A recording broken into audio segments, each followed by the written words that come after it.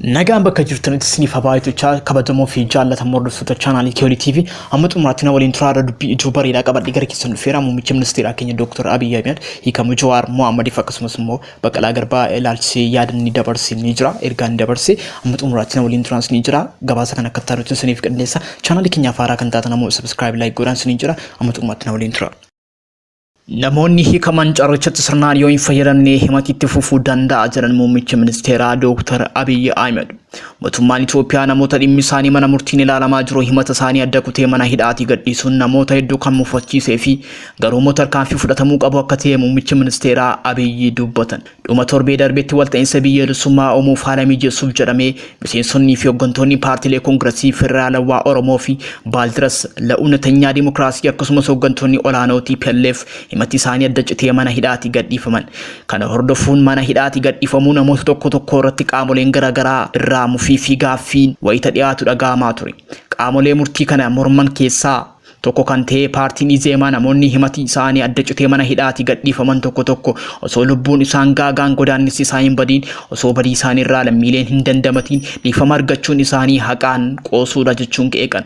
Dilbata kaleessaa sirna eebba gamoo waajjira muummicha raayyaa ittisa biyyaa irratti argamuun haasaa kan taasisan muummichi ministeeraa ABIY AHMED mormii ka'e irratti wayita dubbatan nutis jalqaba wayita dhageenyu miirri naasu nutti dhaga'ameera jedhan. Garuu waan gaarii isaa wayita ilaallu hedduudha. Dantaa waarawaa Itoophiyaaf murteessaadha. Diinota Itoophiyaa kan hir'isuudha. Injifannoo waraanaan arganne mariidhaanis akka dabaalluuf kan haala mijeessuudha jedhan.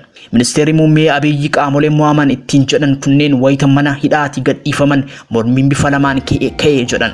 Gareen inni tokko isa Itoophiyaatti nagaan yoo bu'e hin gammanne eessa akka jiran kan hin beekamne haxxummaan siyaasa konoofanii fi kanneen nuti bakka hin kennineefidha jedhan.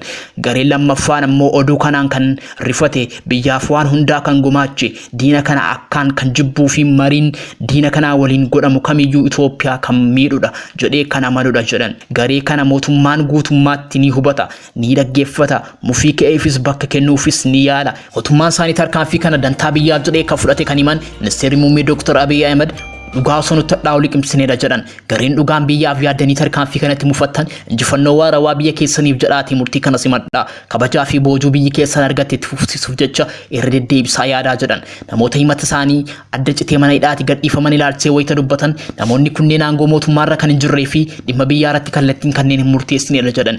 Jaarsolii yoo danda'ame gara gadaamii yookaan ammoo gara mana isaanii malee mana hidhaa turuu akka hin qabne murteessineera jedhan. Mootummaan namoota kunneeniif dhiifama kan godheef uummata isaan booda jiru kabajee akka ta'ee fi namoonni kunneenis carraa argame kanatti sirnaan akka fayyadaman ta'uu baannaan himata adda kutuu jechuun yakkarraa baraarsuu waan hin taaneef deebi'anii himatamuu danda'u jechuun akeekkachiisa.